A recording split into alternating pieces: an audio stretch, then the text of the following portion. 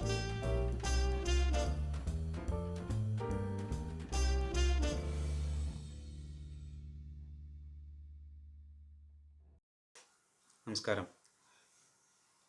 Supreme കോടതിയിൽ നിലവിലുള്ള കോടതി അലക്ഷ്യ നടപടിയുമായി ബന്ധപ്പെട്ട ഒരു വിഷയമാണ് പറയാൻ പോകുന്നത്.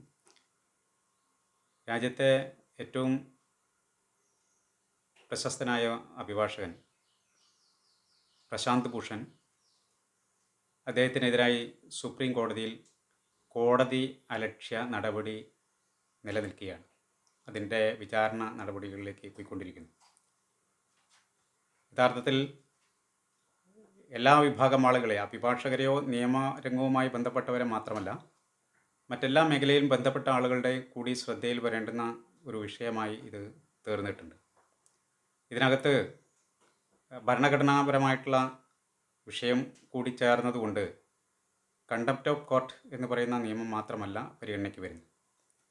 ഭരണഘടനയിലെ ആർട്ടിക്കിൾ 19 അനുസരിച്ചുള്ള പറയാനും അഭിപ്രായങ്ങൾ പ്രകടിപ്പിക്കാനുമുള്ള സ്വാതന്ത്ര്യത്തെ സംബന്ധിച്ചും നിയമത്തിൻ്റെ തുല്യമായ പരിരക്ഷയെക്കുറിച്ച് പറയുന്ന ആർട്ടിക്കിൾ 14 ഈ സംവാദത്തിൻ്റെ ഇടയിൽ, ഈ പരിശോധനയുടെ വഴിയിൽ കടന്നു വരുന്നു. അതുകൊണ്ട് തന്നെ പൊതു പരിശോധനയ്ക്ക് വിധേയമാകേണ്ടുന്ന ഒരു നടപടിയാണ് സുപ്രീം കോടതി മുമ്പാകെ ഉള്ളത്. എന്താണ് സുപ്രീം കോടതിയിൽ പരിഗണനയ്ക്ക് വരുന്ന വിഷയം, എന്താണ് കോടതി അലക്ഷ്യ നടപടികളിലേക്ക് നയിച്ചത് എന്നുള്ളതിനെക്കുറിച്ച് പരിശോധിക്കാം. ഇതിനകത്ത് 2020 ജൂൺ മാസത്തിൽ പ്രശാന്ത് ഭൂഷൺ 2 ട്വീറ്റുകൾ, ആ ട്വീറ്റുകളെ അടിസ്ഥാനപ്പെടുത്തിയാണ് കോടതി അലക്ഷ്യ നടപടികൾ വന്നുകൊണ്ടിരിക്കുന്നത്. ആ ട്വീറ്റുകൾ എന്താണെന്ന് നോക്കാം.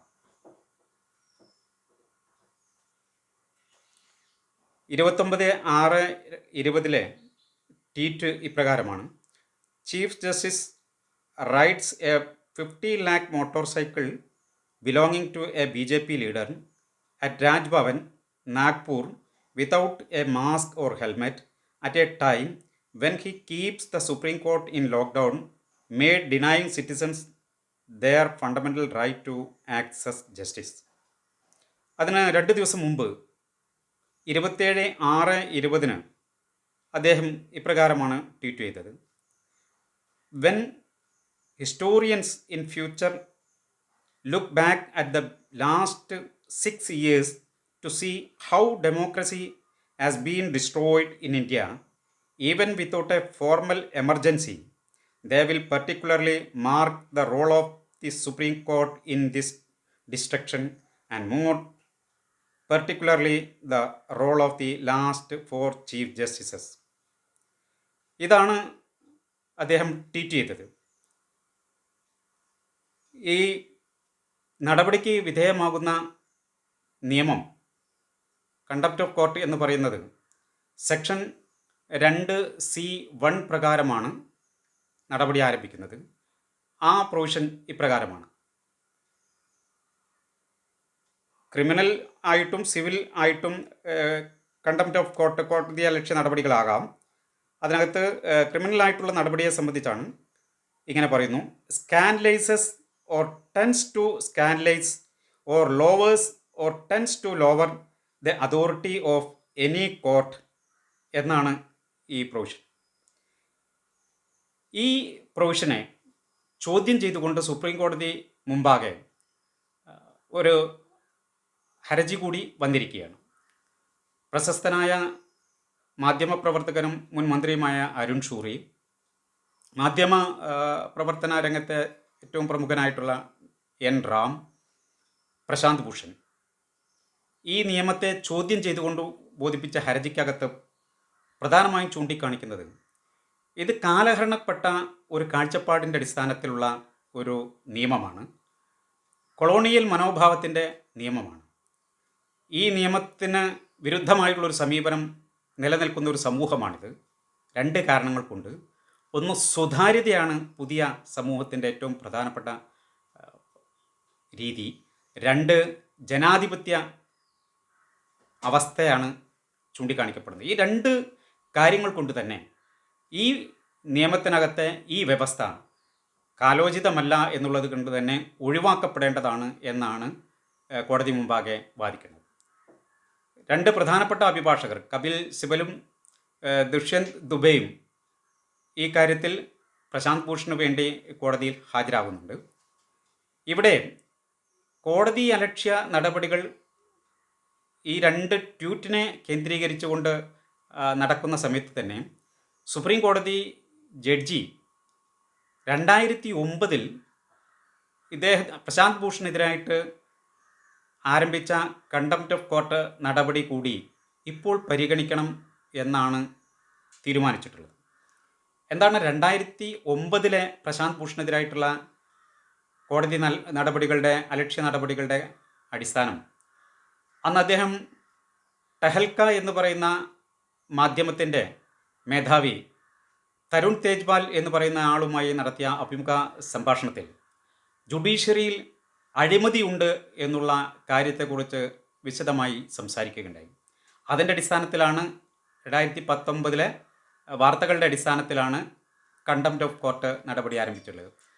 നോക്കണം, 2009 ആരംഭിച്ച ഈ വിഷയത്തെ സംബന്ധിച്ചുള്ള കാര്യം 11 വർഷത്തിന് ശേഷം ഇപ്പോഴാണ് പരിഗണിക്കുന്നത്. ഈ നിയമത്തിനകത്ത് സെക്ഷൻ 20 അനുസരിച്ച് കണ്ടംപ്റ്റ് ഓഫ് കോർട്ട് നടപടി കാലപരിധി നിശ്ചയിച്ചിരിക്കുന്നത് 1 വർഷമാണ്. യഥാർത്ഥത്തിൽ കോടതിയിൽ ഹർജി ഫയൽ ചെയ്തു എന്ന് കഴിഞ്ഞാൽ 1 വർഷത്തിൻ്റെ കാലപരിധിയുടെ പ്രശ്നം അവസാനിക്കുമായിരിക്കാം. പക്ഷേ ഇതെന്ന് തീർക്കണം എന്നൊന്നും പറഞ്ഞിട്ടില്ലാത്തത് കൊണ്ട് 11 12 ഇതുപോലെ എത്ര വർഷം വേണമെങ്കിലും നീണ്ടുപോകുമെന്ന് വേണമെങ്കിൽ അനുമാനിക്കാം. ഇവിടെ പ്രശ്നം അതല്ല.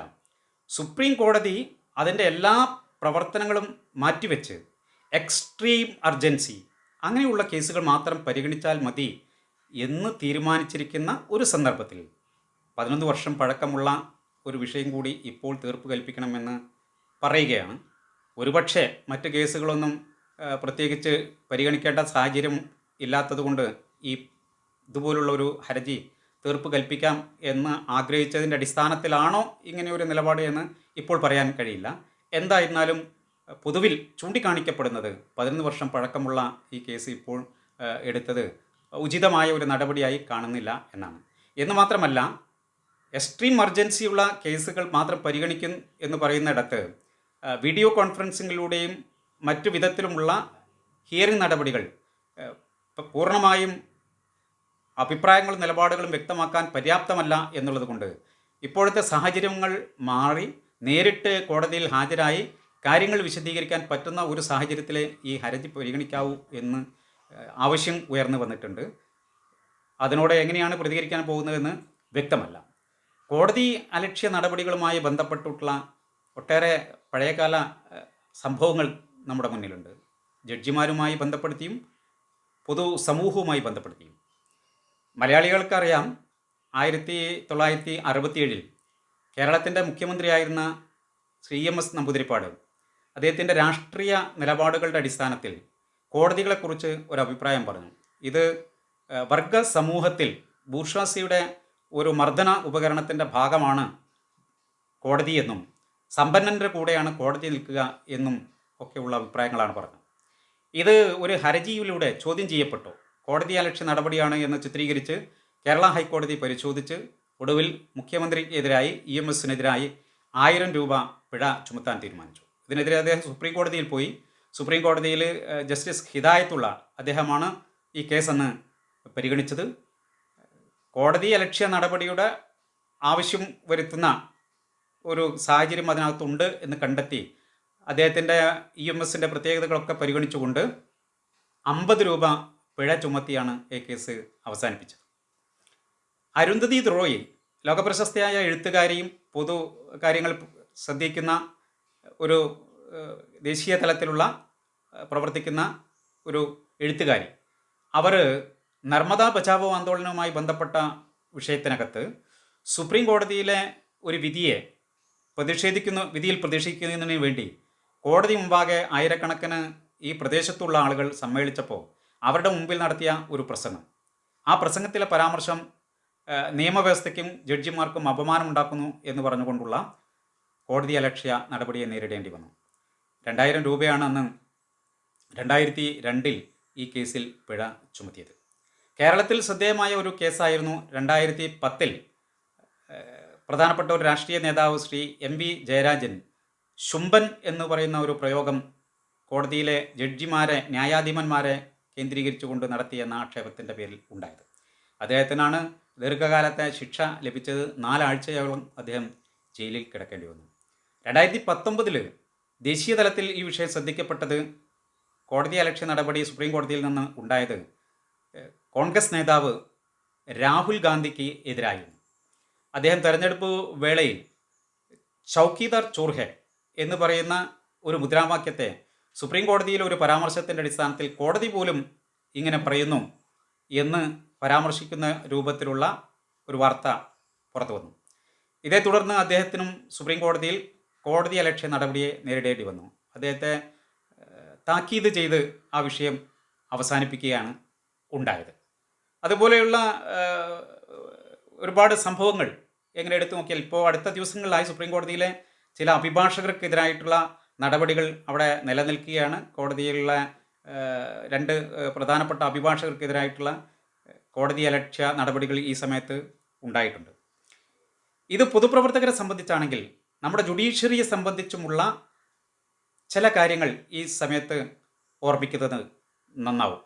അതിലേറ്റവും പ്രധാനമാണ് ജുഡീഷ്യറിയുടെ ചരിത്രത്തിൽ ഒരു ജഡ്ജി, മദ്രാസ് ഹൈക്കോടതിയിലെ ജഡ്ജിയായിരുന്നു. പിന്നീട് അദ്ദേഹത്തെ നടപടിയുടെ ഭാഗമായി കൽക്കട്ട ഹൈക്കോടതിയിലേക്ക് മാറ്റി ജസ്റ്റിസ് കർണൻ. അദ്ദേഹം 6 മാസക്കാലമാണ് ജയിൽ ശിക്ഷയ്ക്ക് വിധേയനായത്. കോടതി അലക്ഷ്യ നടപടി ന്യായാധിപന്മാർക്കും കൂടി ബാധകമാണ് എന്ന് കൃത്യമായി അടയാളപ്പെടുത്തിയതാണ്. അദ്ദേഹം എന്തിൻ്റെ പേരിലാണ് ശിക്ഷിക്കപ്പെട്ടത് എന്നുള്ളതിനെക്കുറിച്ചുള്ള വിശദാംശങ്ങൾ നമ്മൾ ഇവിടെ പരിശോധിക്കുന്നില്ല. എന്തായിരുന്നാലും ഒരു ജഡ്ജിയെ 6 മാസത്തിൻ്റെ ശിക്ഷയ്ക്ക് സുപ്രീം കോടതി വിധിച്ചു എന്നുള്ളത് വസ്തുതയാണ്. ഏറ്റവും ശ്രദ്ധേയമായ ജഡ്ജിക്കെതിരായിട്ടുള്ള ഒരു നടപടി, ഇംപീച്ച്മെൻറ്റ് നടപടി ജസ്റ്റിസ് രാമസ്വാമിക്കെതിരായിട്ടാണ് വന്നത്. മദ്രാസ്, പഞ്ചാബ്, ഹരിയാന കോടതിയിലെ ചുമതല വഹിക്കുന്ന സമയത്ത് അദ്ദേഹത്തിൻ്റെ വസതിയിലെ കാര്യങ്ങൾ ഉപയോഗപ്പെടുത്തുന്ന കാര്യത്തിൽ ക്രമവിരുദ്ധമായ ചില കാര്യങ്ങൾ ചെയ്തു എന്നതിൻ്റെ പേരിലാണ് സുപ്രീം കോടതി ജഡ്ജിയായിരിക്കെ ജസ്റ്റിസ് രാമസ്വാമിയെ പാർലമെൻറ്റ് ഇംപീച്ച് ചെയ്യാൻ വേണ്ടി തീരുമാനിച്ചത്. പക്ഷേ അന്ന് രാഷ്ട്രീയ പാർട്ടികളിൽ, രാജ്യത്തെ പ്രമുഖ രാഷ്ട്രീയ പാർട്ടികളിൽ വലിയ അഭിപ്രായ വ്യത്യാസം അത് സംബന്ധിച്ച് ഉണ്ടായതിൻ്റെ പേരിൽ രാഷ്ട്രീയ പശ്ചാത്തലത്തിൽ അത്തരമൊരു പ്രമേയം വിജയിക്കില്ല എന്ന് കണ്ട് ഒടുവിൽ ആ പ്രമേയത്തിന് നല്ലതല്ലാത്ത ഒരു അവസാനം, വേറിട്ടൊരു അവസാനം ഉണ്ടാവുകയാണ് ചെയ്തത്. അതിനുശേഷമാണ് പാർലമെൻറ്റിൻ്റെ നേരിട്ടുള്ള ഒരു പരിഗണനയിൽ സുമിത്ര സെൻ എന്ന് പറയുന്ന കൽക്കട്ട ഹൈക്കോടതി ജഡ്ജിക്കെതിരായിട്ടുള്ള നടപടി വന്നത്. അദ്ദേഹത്തിൻ്റെ കോടതിയിൽ വന്ന പണത്തിനകത്ത് ഏതാണ്ട് 33 ലക്ഷത്തിൽ പരം രൂപയുടെ ക്രമം വിരുദ്ധമായ ഇടപെടൽ നടത്തി എന്നതിൻ്റെ പേരിലായിരുന്നു അത്. രാജ്യസഭയിൽ അതിന് 2/3 ഭൂരിപക്ഷത്തിൻ്റേതായിട്ടുള്ള നടപടിക്രമങ്ങൾ നീങ്ങി. അതിനുശേഷം പാർലമെൻറ്റിൻ്റെ പാർലമെൻറ്റിൻ്റെ മറ്റേ സഭയിലേക്ക്, രാജ്യസഭയ്ക്ക് അംഗീകാരം കിട്ടിയതിന് ശേഷമുള്ള നടപടിക്രമത്തിനകത്ത് വന്നപ്പോഴേക്കും അദ്ദേഹം രാജിവെച്ച് ഒഴിയുകയായിരുന്നു. ഇംപീച്ച്മെൻറ്റ് നടപടി എന്ന് പറഞ്ഞാൽ പാർലമെൻറ്റിൻ്റെ 2 സഭകളിലും 2/3 ഭൂരിപക്ഷത്തോടു കൂടി പാസ്സാക്കപ്പെടണം എന്നാണ്. ഇതിനിടയിൽ PD ദിനകർ എന്ന് പറയുന്ന chief justice, Sikkim chief justice, അദ്ദേഹത്തിനെതിരായി ഇതുപോലെയുള്ള ആരോപണവും നടപടിയും വന്നു. അദ്ദേഹം രാജിവെച്ച് ഒഴിഞ്ഞു.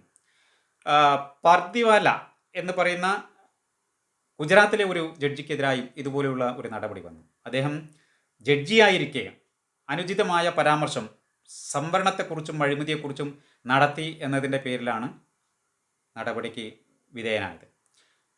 സുപ്രീം കോടതിയുടെ ചരിത്രത്തിൽ ഇതപര്യന്തമില്ലാത്ത ഒരു അനുഭവമായിരുന്നു 2018 ജനുവരി മാസത്തിലുണ്ടായത്.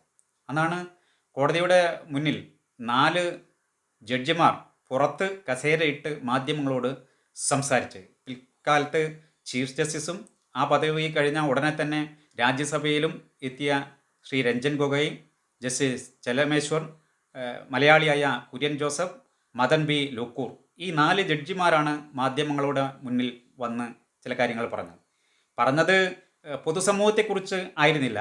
നമ്മുടെ രാജ്യത്തെ ജനാധിപത്യം തകരുന്നു എന്നും സുപ്രീം കോടതിയുടെ നടപടികൾക്കകത്ത് ചില അനൗചിത്യങ്ങളുണ്ട് എന്നും ചൂണ്ടിക്കാണിച്ചു. അതിൻ്റെ വിശദാംശങ്ങൾ ഈ സമയത്ത് പറയുന്നതിൻ്റെ കാര്യമുണ്ട് എന്ന് തോന്നുന്നില്ല. വളരെ ശ്രദ്ധിക്കപ്പെട്ട ഒരു പരാമർശം ആയിരുന്നു അത്.